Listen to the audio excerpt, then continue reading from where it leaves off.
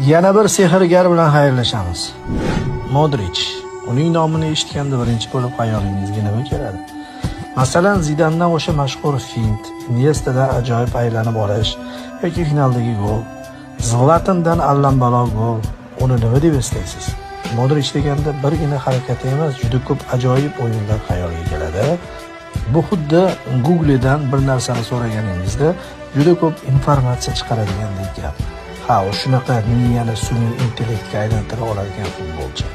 Hatto undagi rang-baranglik Messi va Ronaldoda yo'qdek.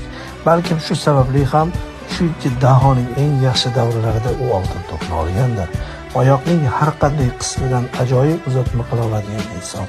Bermud uchburchagidagi eng mehnatkash yigit desak ham adashmaymiz. U ketyapti. Real Madridda ilk mavsumida muxlislarni qanchalik o'z o'yini bilan xafa qilgan bo'lsa, hozirda shu darajadan yuqori mehrli ko'zlarga qarab Bernabeyuni tark etmoqda.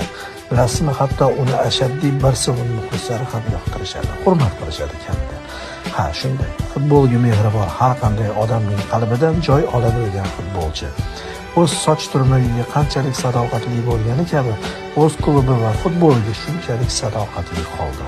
U yana bir mavsum Real Madridda qolishni istagandir, lekin hozir ham ayni vaqtdek hisoblanadi. Klubning eng qiyin davrida maydonga tushib burilish yasay olardi, shu yoshida ham deb eslaydi.